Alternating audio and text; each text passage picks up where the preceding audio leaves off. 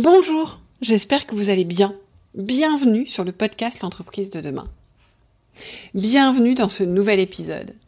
Alors la fin de l'année approche, je suis certaine que vous avez prévu de remercier vos collaborateurs, vos partenaires, vous remercier vous-même aussi pour tout ce que vous avez pu réaliser cette année. N'oubliez pas de le faire de manière circonstanciée, comme je vous l'explique bien souvent et comme je l'aurais expliqué dans un des derniers podcasts minutes sur le feedback, parce que c'est là que ça a de la valeur. Et puisqu'on est dans les remerciements, eh bien écoutez, n'hésitez pas, si le podcast vous plaît, à me remercier de plusieurs manières, et puis surtout parce que ça permet de faire vivre ce podcast, de le poursuivre, de le faire durer. Donc vous pouvez, 1, vous abonner sur votre plateforme préférée, comme ça vous ne loupez pas les épisodes. 2, mettre des notes sur votre plateforme préférée. Et 3, n'hésitez pas à me mettre un commentaire. Bien sûr que ça me fait plaisir, mais en plus ça me permet de comprendre ce qui vous plaît et comment je peux en faire plus. Je vous parlais de circonstancier, c'est exactement ça. Et puis ça permet aux autres auditeurs qui cherchent des podcasts de comprendre sur lesquels ils peuvent aller. Donc c'est extrêmement utile. Donc je compte sur vous. Et puis à cette occasion, si vous avez envie d'en savoir un peu plus sur le podcast, de connaître les coulisses, de savoir un petit peu ce qui arrive et d'avoir aussi les notes de certains épisodes, notamment les podcasts minutes, abonnez-vous à la newsletter. Elle est presque hebdomadaire, parce que je me tiens à la régularité des podcasts, mais comme j'en fais 2 par semaine, parfois la newsletter, ça saute. Donc ça vient une petite journée après, mais c'est toujours une surprise. Mais voilà, j'essaye de la faire vraiment de manière hebdomadaire, et pour vous inscrire, vous trouverez tout dans les notes de l'épisode. Alors comme je vous disais, la fin d'année approche, et moi je suis en train de vous préparer une série sur les enjeux 2023 pour janvier. Et je me faisais la remarque que j'ai eu vraiment la grande chance cette année, encore une fois, grâce à ce podcast, de rencontrer de nombreux dirigeants qui se sont forgés des convictions fortes au carrefour des besoins de leur entreprise et de leurs collaborateurs. J'ai aussi la grande chance de rencontrer beaucoup d'auditeurs et d'auditrices qui, font un travail que je trouve remarquable. J'y reviendrai très prochainement. Donc aujourd'hui, j'ai la chance donc d'échanger avec encore une dirigeante qui m'a fortement impressionnée et inspirée, Bénédicte Chrétien. Bénédicte Chrétien est directrice des ressources humaines du groupe Crédit Agricole SA. Bénédicte, aujourd'hui, elle nous propose une analyse fine des attentes des jeunes générations, mais pas que. Alors je sais que vous êtes très nombreux et nombreuses à vous interroger sur les questions d'attractivité et de fidélisation. Récemment, j'étais encore avec des DRH qui me posaient toutes leurs questions sur le sujet, et je leur disais qu'ils pouvaient trouver beaucoup de choses dans les podcasts, et qu'une fois de plus, comme je vous le dis souvent, il n'y a pas de réponse universelle, et que voilà, il y a plein de clés possibles selon le contexte, la situation, etc. Dans cet épisode, encore aujourd'hui, vous allez voir que vous allez trouver beaucoup d'éléments de réflexion, beaucoup de pistes d'action, loin des poncifs ou des discours un peu clivants qui sont là pour nous attirer, parce que le propos de Bénédicte est documenté, concret, il est optimiste aussi. Et moi je le trouve justement de ce fait assez audacieux. Donc ça me parle forcément. Et vous verrez aussi que Bénédicte a un regard à la fois très bienveillant et respectueux, mais aussi exigeant. J'aime bien cette conjugaison qui a du sens. Et elle est exigeante, on le sent, envers elle-même, donc nécessairement aussi envers ses équipes, le rôle des RH, mais aussi l'entreprise, vis-à-vis notamment de ces nouvelles générations, mais de leurs collaborateurs aussi plus largement, et même de la société. Donc bref, vous allez encore une fois passer un excellent moment. En tout cas, je vous le souhaite, et je vous souhaite une bonne écoute. Bonjour Bénédicte. Bonjour Delphine. Alors je suis ravie et honorée de vous avoir aujourd'hui avec moi. Donc Bénédicte, nous allons parler de la relation des jeunes, et pas que, et du travail. Mais avant, je vais vous laisser vous présenter. Je vais être très rapide. Je suis donc Bénédicte Chrétien, DRH du groupe Crédit Agricole SA, et j'ai la grande fierté de pouvoir porter pour le compte du groupe Crédit Agricole SA l'ambition du projet humain, qui est un projet de transformation managériale, culturelle et humaine que nous avons initié il y a déjà 3 ans. Et nous allons continuer à poursuivre ce long chemin dans les 4 années qui viennent, parce qu'une transformation culturelle, ça prend du temps. Voilà. C'est certain, ça prend des années. Puis je ne sais pas si ça se termine vraiment. Non, jamais, jamais. Et d'ailleurs, c'est plutôt positif parce que quand on est dans le mouvement, c'est qu'on est dans une transformation et dans une réinvention. Et ça veut dire qu'on se donne les moyens de progresser chaque jour. Et cette idée de progresser chaque jour est un vrai moteur et ça donne beaucoup de sens. On va l'évoquer pour les jeunes, mais chacun de nos collaborateurs et chacune de nos collaboratrices ont besoin de sens aujourd'hui. Et ce projet humain qui donne à tous et toutes l'opportunité de progresser nous donne aussi un vrai sens et un objectif. Mais apprendre, c'est un des premiers moteurs aujourd'hui, je pense, pour beaucoup de gens. Enfin, aujourd'hui. Ça l'a sans doute souvent toujours été, mais on l'entend beaucoup. Oui. Effectivement. Et bien justement, en fait, moi, je voulais vous parler d'un sujet parce qu'on entend tout et son contraire sur le rapport des jeunes au travail. Et j'ai souhaité vous entendre, donc j'ai eu l'opportunité de pouvoir venir vers vous et j'en suis ravie. Voilà, parce que vous êtes quand même dans votre poste, vous êtes à la RH d'un des premiers employeurs en France. Vous avez une diversité de métiers aussi très importante. Et de ce fait, je trouvais intéressant d'avoir votre regard sur le rapport des jeunes au travail. J'imagine que c'est quelque chose que vous auscultez de près, sur lequel vous avez des études. Et encore avant-hier, je déjeunais avec des DRH qui étaient très décontenancés. Et voilà, souvent on manque un petit peu de matière pour réellement saisir ce qui se joue et pas rester sur des on-dit ou sur des impressions. Donc c'est un petit peu ça que je voulais voir avec vous. Alors effectivement, donc le groupe Crédit Agricole est quand même la 10e banque mondiale. Nous avons dans notre univers une maison comme Amundi, côté OSBF 120, qui est le premier gestionnaire d'actifs en Europe. On ne le sait pas suffisamment, mais le groupe est aussi le premier assureur en France. Pas uniquement le premier banquier assureur, mais le premier assureur tout court. Voilà, une très belle maison. On a le Consumer Finance avec Sofinco, CACIB, la banque de financement et d'investissement, LCL, notre banque de détail en France. Donc je vais pas citer tout le monde, mais en effet, c'est un observatoire intéressant parce qu'on a des recrutements qui vont de Bac+2 à Bac+6. Qui sont tant en France qu'à l'international, et on voit quand même qu'il y a des dimensions communes aux attentes des jeunes. Et en même temps, je dis ça avec beaucoup de subtilité, de chuchotement, parce que je n'aime pas beaucoup parler des jeunes avec un grand J, parce qu'ils constituent beaucoup de différences et de singularités, et il y a beaucoup de granularité dans leurs attentes. C'est-à-dire que je ne voudrais pas qu'on porte une universalité d'attentes, parce qu'ils sont très sophistiqués, ils sont effectivement très demandeurs vis-à-vis du monde de l'entreprise et vis-à-vis du monde du travail qui va les accueillir. Et je veux surtout pas être dans cette caricature parce que j'ai trop d'estime, d'affection et de respect pour notre jeunesse.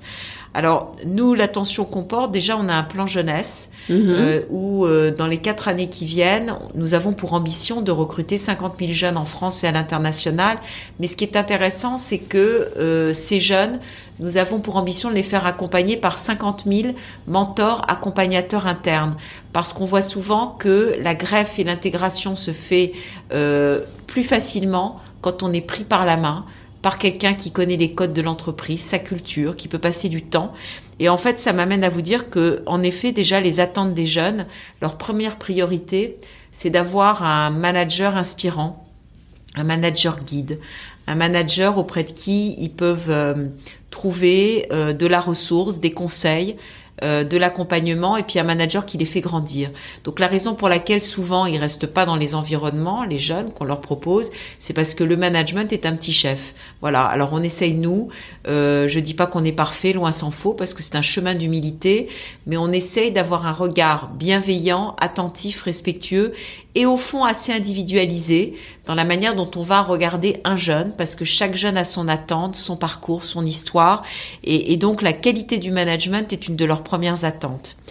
Après, la deuxième grande attente que nous avons notée, c'est que cette crise Covid, elle a été quand même terrible pour notre jeunesse, 2 ans et demi de relations virtuelles, 2 ans et demi pour beaucoup de précarité financière, parce que soit on a ses parents derrière qui peuvent financer des études, soit beaucoup financer les études par des petits boulots.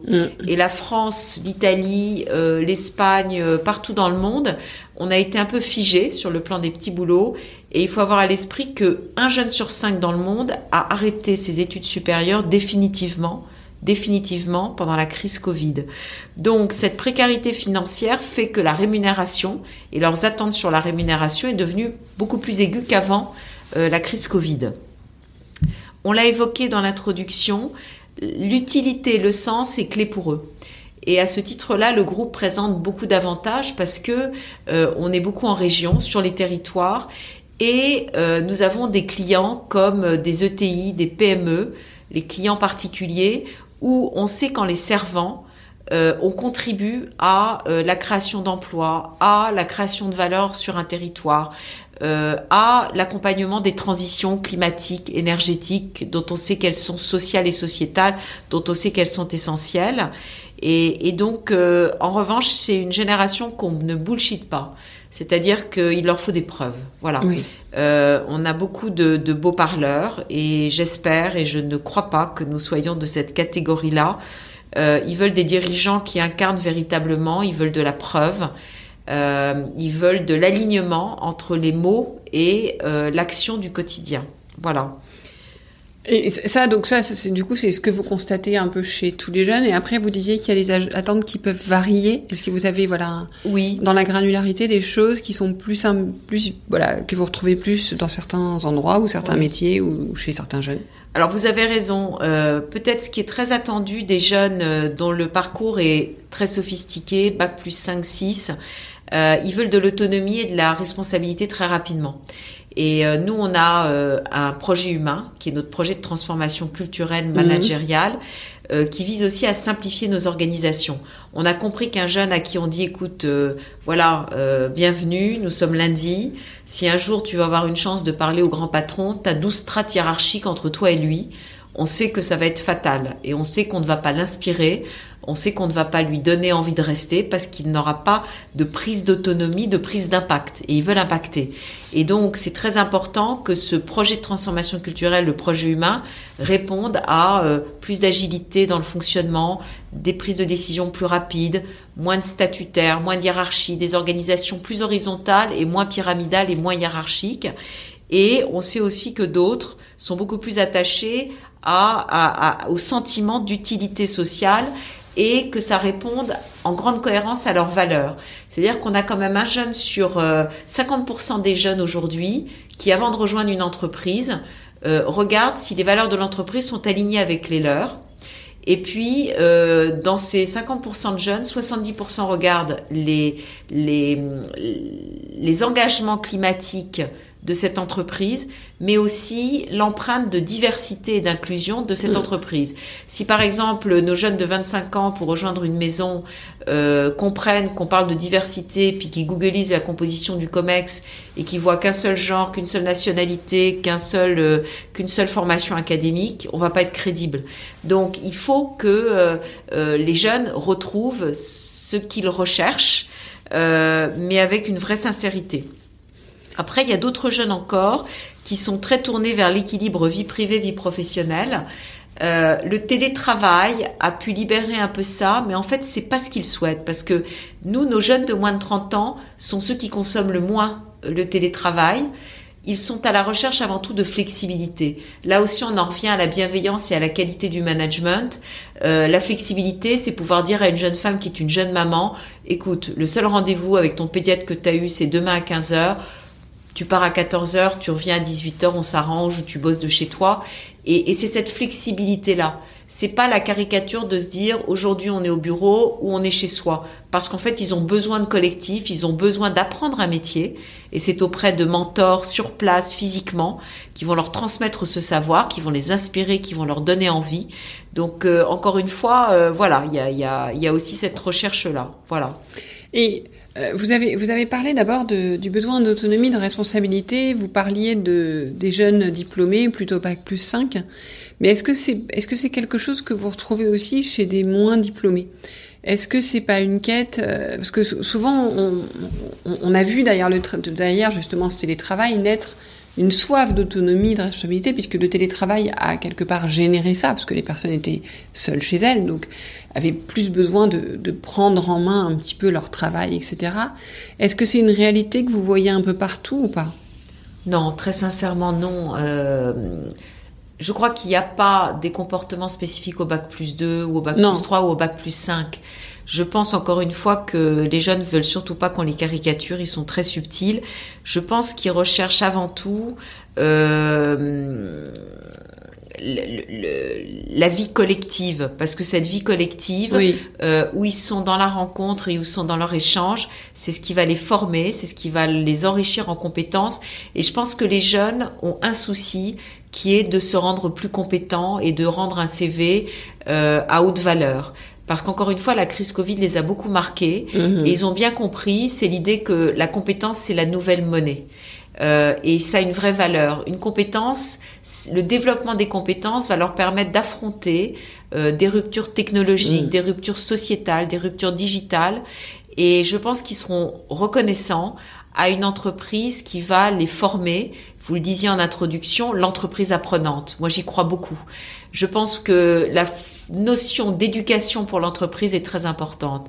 Je pense que l'éducation est bien plus importante que l'instruction. Voilà. Je crois que ça, c'est un concept fort. Oui à l'éducation, et c'est au-dessus encore de l'instruction. L'instruction, ça peut avoir une approche très scolaire. L'éducation, c'est l'ouverture au monde, l'ouverture à la culture, l'ouverture à la connaissance. C'est ce qui fait qu'un être humain est dans la réflexion, dans le recul et dans le discernement. Parce que quand on a de la culture et de la connaissance, on est capable d'opérer en discernement, en réflexion, et donc on est capable de prendre des responsabilités. Et on leur doit ça à notre jeunesse. Complètement. Et alors, j'ai envie de vous dire, à votre jeunesse, et même pas qu'à la jeunesse, parce que là, donc, on a fait le choix de parler beaucoup plus des jeunes, mais je le sens comme une tendance, enfin, de mes échanges, je le perçois comme une tendance aussi un peu intergénérationnelle, c'est-à-dire que j'ai le sentiment parfois que les jeunes se font porte-voix de quelque chose qui est là dans beaucoup de générations, dans tout ce que vous évoquez, dans l'envie d'apprendre, dans le souci de la compétence, dans le fait du collectif, du social, parce qu'on a quand même besoin d'une vie sociale, d'être ensemble, dans le fait d'apprendre les uns des autres, voilà. J'ai parfois le sentiment qu'ils font vraiment porte-voix et que tant mieux qu'ils font bouger les choses. Et quand je vous entends, je me dis mais voilà, si le fait que les jeunes soient attentifs, et je l'entends et je le vois, à la diversité, fait que tout d'un coup on va réussir à se poser d'autres questions au niveau d'un COMEX, on s'en posait, mais à bousculer encore un peu plus les choses, c'est une bonne chose. Et je pense que la force de cette jeunesse, c'est sans doute d'oser prendre beaucoup plus la parole que le faisaient nos générations. Enfin, moi, je suis vraiment d'une génération beaucoup plus ancienne. Peut-être que c'est la familiarité avec les réseaux, avec la facilité du contact qu'ils ont, qui nous aide à avancer sur ce sujet. Je ne sais pas si c'est quelque chose que vous observez. Ouais, alors c'est très bien c'est important ce que vous venez de dire, Delphine. C'est une génération, moi j'appelle ça la génération speak up. On se lève et on parle. C'est une jeunesse engagée, c'est une jeunesse activiste, c'est une jeunesse qui porte des idées, des idéaux. C'est puissant de porter des idéaux, ça emmène loin. Et il faut vraiment... en fait, ils sont vecteurs de transformation de ce monde de l'entreprise pour le bénéfice de toutes et tous, pour le bénéfice de toutes les générations. Et vous voyez, par exemple, sur la diversité et l'inclusion, qui est un thème sur lequel nous travaillons beaucoup, c'est une de nos priorités. En fait, les moins de 30 ans, la discrimination qui est pour eux, pardonnez-moi, la plus importante, et ça m'a moi-même surprise parce que je n'avais pas cette précision à mon esprit, c'est l'apparence physique. Pour eux, la première des discriminations, c'est l'apparence physique. Et ça montre bien l'importance au fond, du venez comme vous êtes, on vous accepte, on vous prend comme vous êtes, on accepte toutes et tous. Et moi, j'aime bien l'idée de l'acceptabilité universelle. Voilà. Je trouve que ça, c'est très puissant. Sans jugement, sans caricature, avec bienveillance, avec accueil. Et en fait, voilà, cette jeunesse, elle nous fait bouger pour le bénéfice de toutes et tous. Et en fait, ce qu'on a fait, et on a fait des groupes dans l'entreprise pour bâtir notre projet stratégique que nous avons lancé le 22 juin, donc Ambition 2025, avec un projet humain Ambition 2025. on a travaillé sur des études avec des sociologues, des spécialistes des environnements de travail, d'organisation du travail et d'entreprise, mais aussi des jeunes, et puis des seniors, et puis des multigénérationnels. On les a écoutés. Et en fait, les 6 points les plus importants et qui rentrent en compte dans notre définition stratégique, dans notre feuille de route, c'est la reconnaissance financière et non financière que j'évoquais, très importante, post-crise Covid, post-précarité éprouvée. On a tous vu en France, ça nous a tous beaucoup choqué, les queues au resto du cœur de ces jeunes. Moi, ça m'a choqué, voilà. La notion de flexibilité qu'on évoquait, qui est très différente du télétravail, c'est-à-dire une bienveillance quant à l'organisation qu'on a pour réussir sa vie personnelle, et parce que comme ils sont activistes et engagés, ils ont beaucoup de passion. C'est une jeunesse multipassion d'une certaine façon. Le renforcement des compétences que j'évoquais, compétences nouvelle monnaie, le besoin de collectif, parce que le collectif, c'est aussi la créativité. C'est aussi comme ça qu'émergent les nouvelles idées. On se met tous autour de la table, on discute et on améliore. Quelque chose de l'ordre de l'individuel vous dépasse et il devient puissant parce qu'il prend une dimension collective. Et on a besoin de ces grandes messes collectives. On a vu, nous, l'importance, toute génération confondue, de se retrouver tous ensemble, Ça, c'est important. Et enfin, comme je le disais, cette notion d'entreprise apprenante, avec un engagement sociétal et social fort. Voilà. Nous, on a pu annoncer, et on va le mettre en œuvre au premier semestre 2023, 12 jours de mécénat de compétences, 1 jour par mois, pour chacune et chacun des collaboratrices et collaborateurs du groupe CASA, mais au service du projet sociétal du groupe, qui sert une des causes portées par le projet sociétal du groupe. Voilà. Donc, on espère, avec ça, on fait pas ça pour faire plaisir. On fait pas ça pour être sympa. On fait ça parce qu'on est dans une société en pleine transformation et il faut qu'on continue à toucher avec justesse notre jeunesse et à l'engager et à engager tous les collaboratrices et collaborateurs du groupe Crédit Agricole SA. Et donc, si nous-mêmes, on n'accompagne pas ces grands mouvements de société, en fait, notre projet humain, c'est un projet sociétal aussi, mais c'est un projet de société. C'est-à-dire que c'est une proposition de projet de société. Et face à ces jeunes qui ont envie de s'engager, un projet de société, ça embarque. C'est clair. Et vous avez, en tant que très gros employeur français, enfin international, mais aussi français, vous avez une forme de responsabilité. Je crois beaucoup dans la responsabilité, vous parlez de la responsabilité sociale et sociétale d'entreprise, je crois beaucoup dans la notion de rôle modèle, dans la notion d'ouvrir la voie, dans la notion d'impact que vous pouvez avoir quand vous avez ces démarches, puisque vous avez beaucoup de personnes qui se présentent et qui viennent travailler dans vos entreprises, enfin dans votre groupe. Donc je pense que c'est extrêmement important d'avoir cette vision. Et j'ai envie de vous emmener maintenant, si on s'imagine, là, vous regardez dans 3 à 5 ans, où est-ce que vous auriez envie que soit donc le groupe par rapport à tout ça, par rapport à ce que vous menez, comment est-ce que vous voyez pouvoir évoluer ces jeunes dans l'entreprise, voilà. Quelle est votre vision ? Alors, mon rêve, notre rêve, entre guillemets, et je le dis avec beaucoup d'humilité parce que c'est un chemin difficile et exigeant. Mais c'est parce qu'il est difficile et exigeant qu'il est aussi passionnant. C'est un chemin, cette transformation culturelle, si on la réussit, et on ne sait pas encore si on va la réussir, requiert beaucoup de transformation, de travail, d'écoute, mais aussi d'humilité. Donc, notre rêve, ce serait, dans 3 à 5 ans, d'être l'employeur responsable préféré des jeunes, mais pas que des jeunes, de l'ensemble de notre corps social, et d'être dans le top 5 en Europe, parce que, bien entendu, le groupe Crédit Agricole SA est un groupe global.